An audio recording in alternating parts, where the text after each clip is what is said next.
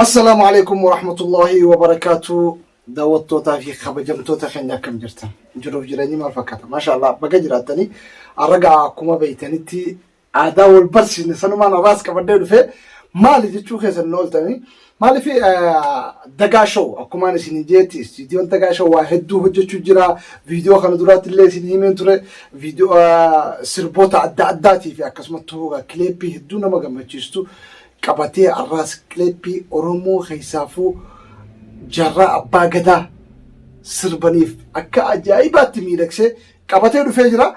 Sirbi san hedduu namatti tola, hedduu nama gammachiisa. Anillee hedduu natti tole, hedduu na gammachiise. Akkasumatti isinillee hedduu isin gammachiisa jedhee waan abdaddeef karaa keessan fidaa jirra.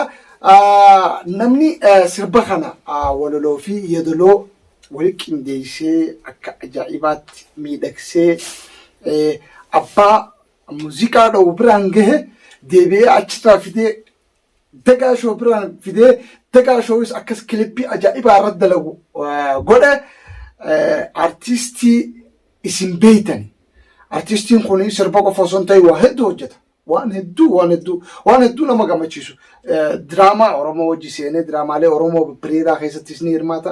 Deebi'ee akkasumattis inni waa'ee seenaa isaadha. Waa'ee seenaa tanarratti irra guddaa feesbuuka irratti saniin beekama. Feesbuuka isaa Bona on the mic. Akkuma lamaa fi kudha sadii jarra abbaa gadaa lubbuudhaan feesbuuka Bona abbaa dhooju irratti wanni inni itti beekamu mata dureen waa'ee seenaa isaati. Seenaalee teenya ta duru dubbee teenya ta dhokotte san cufa as baasee nama keenya barsiisu jira. Waan hedduu hojjechuu jira. Isa saniitu arraas sirba bareedaa, sirba miidhagaa, sirba namatti tolu, sirba nama hammatu keessaafuu jarraa abbaa gadaa, abbaa qabsoo, abbaa maal isin jaa qaanqeen bilisummaa irraa bilikte isa saniif sirba ajaa'ibaa tokko baasee sirbi maal jaa yaadachuu qabnaa nu dhaloonni yaadachuu qabnaa nu dhaloonni bara kuma lamaa fi kudha sadii jarra abbaa gadaa lubbuudhaan du'e yaadachuu qabnaa nu dhaloonni yaadachuu qabnaa nu dhaloonni Soreessa Oromoo jarra abbaa gadaa himamtee hin dhumtu seenaan ta'e madda dhalootaaf si barsiifna gassi dhaabnee siidaa come on.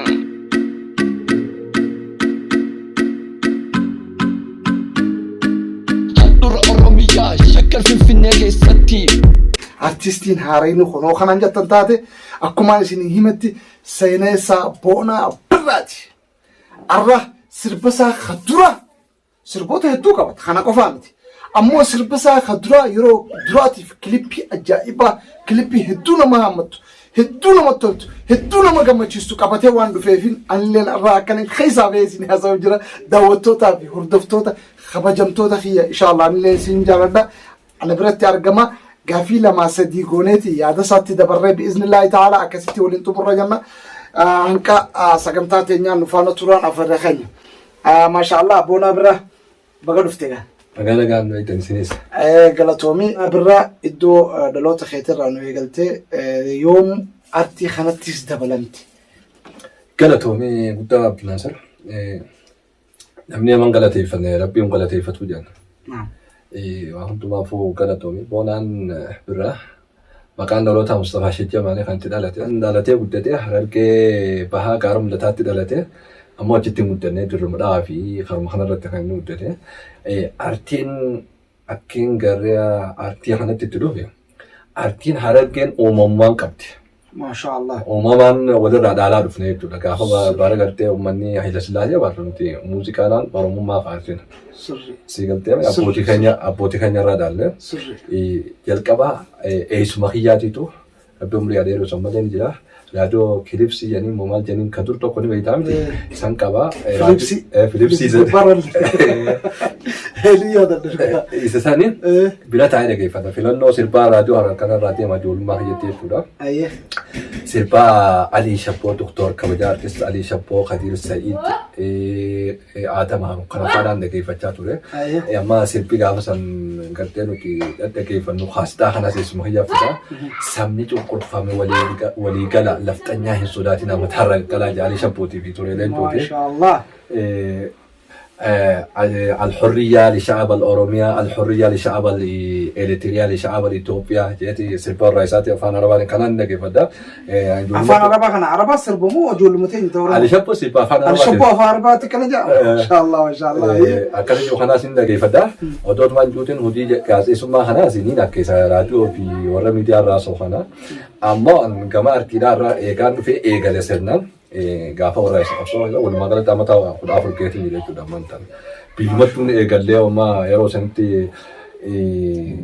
wanta itti aanaa pirezidaantii naannoo Oromiyaa kan ture Khatiire wanta Abdulaziz Mahammad inni soddaa keenya intala biyyatiyyaaf jalaa qaba akkasitti manuma isaa turre isa kana gara diraamaa nu fidee diraamaa kana yeroo san biyyatti daddaleedha achirraa inni xiqqishoo taa'etu waan deeme ammoo asitti kaniin eegalee eegaan si wal arkeen bal'inaan eegalee miidiyaa rabbe jechuudha.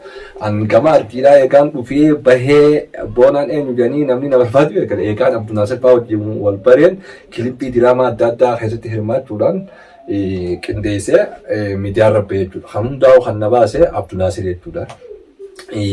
Amma jidduma kanaa muuziqaa kanatti namni na haasessii jechuudha. Maaliif jennaan amma sirbaa kiyyaa Atiye jalaleetiya nadistende min kopatiya singar garbaho doa naroya kana sirbinan jat anamo sirba sa itidi seni ka soresa kana fide soresa kana afandi si yodati khadiro de marto tv Kadir marto da singli tokko mataa isa wallisee jaarraa qofaaf afandi si yodati hordofa kuusaadhaati tu وعلى علي شابوتي في أفندي سجودا والجلا قبودا جرب باقداتي فول سجافة نتوسات إسان ملالتي نالس سلبك كنا باسون قبجة ولا لو ما تمهنيا في فما في بريسة يدلا سلفان تنومه موسيقى مو كنده مع مشيخاتي نبني كليبي خنا جلال لفه باسيتا كودونا قافتين بيكون أكنا توقع بكون أكنا بريدو قبجة كليبي إسا خنا قرتي gammachuudhaan onnee isaarraa ka'ee gartee naaf waraabee Abdunaasir ogeessa kaameraati hedduu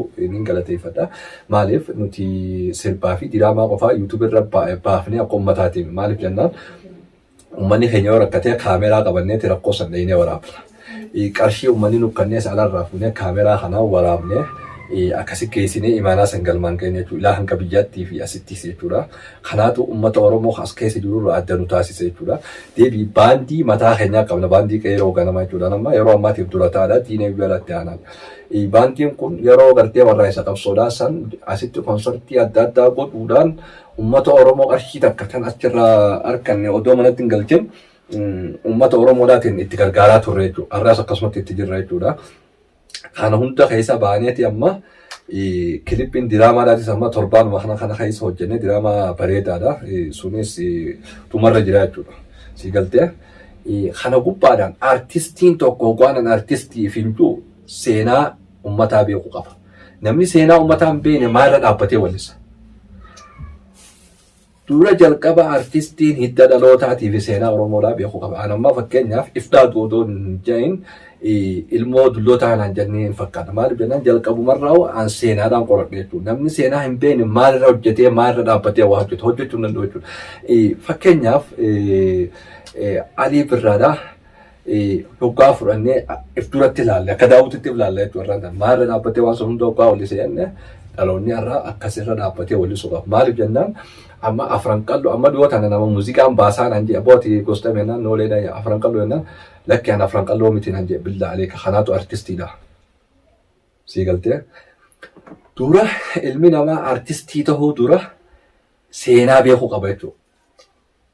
Sii galtee seenaa tana yoo hin beekne namni ni wallisa yoo jenni ni ulfaata. Maaliif jennaan seenaan maa fakkeenyaaf gaafattii lola calanqoo qawwee kuusaan aara qawwee sanii hurree roobaatiin wayyaa afran qalloo wajjin gallaan jedhee si galtee dadarii daadhibtaa tandurii wal dhibtaa mudhii uleetii mudhii buleerraa mudhii uleetti haftee jechuudha. Maaliif lafti sun bakka Minilik gartee Raas Mukannan ajaja xaayituudhaatiin uummata dadar oborraa achi fixasan mudhii bulee jedhaniin gaafa gadaadhaa.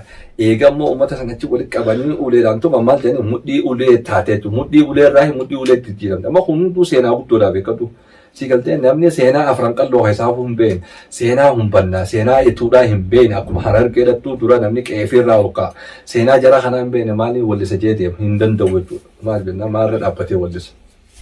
Dura seenaa jara kanaa qabachuu qabu. Uummanni kun uummata abaaboo fi abaaboon isaanii lola adda addaa irratti hirmaatanii itti wareegamanii oromummaa kana asiin gahan jechuudha. Keessaafuu uummanni afran qalloo onni isaanii weeraramuudhaan gootota hedduu irra dhaban jechuudha. Kanaaf ijoolleen amma artistoonni lafaa ka'u seenaa jara kanaa beekuu qabdi.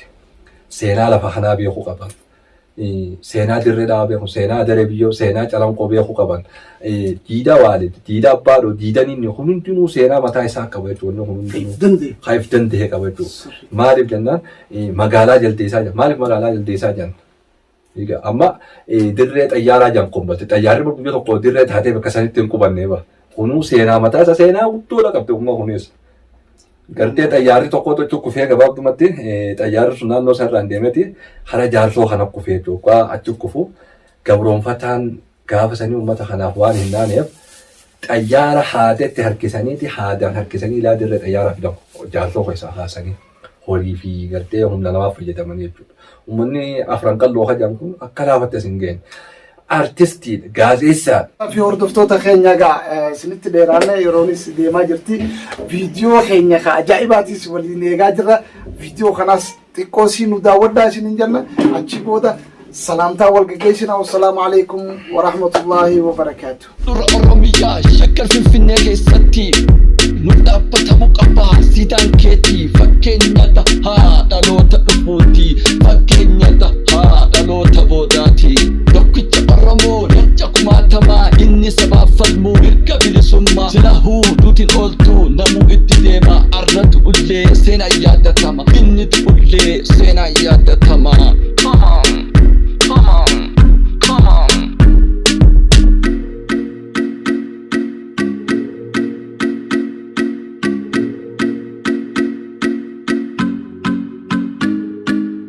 Jarra abbaa gadaa jarra abbaa gadaa bara 2013 jarra abbaa gadaa lubbuudhaan du'ee yaadachuu qabnaa nu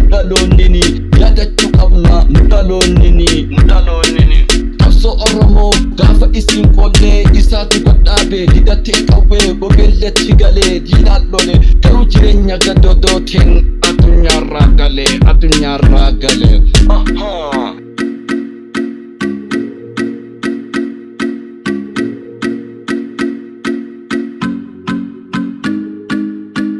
Oromoo leenca kumaatamaa inni sabaaf falmuu mirga bilisummaa sila huduutiin ooltuu namuu itti deema arratti ullee seenaa yaadatama inni ullee seenaa yaadatama yaa jarra abbaa gadaa leenca haati deessee goota onnee kummaa kan saba saaboonsee gootota meeqa biqilchee if jalatti hiriirse qabsoo Oromoo isaa dhaloota dhaalchise